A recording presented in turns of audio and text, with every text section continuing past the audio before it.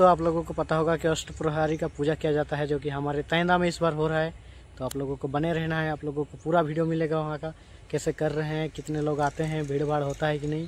तो बने रहिए वीडियो में। चलिए आपको दिखाता हूँ अष्टप्रहरी का पूजा।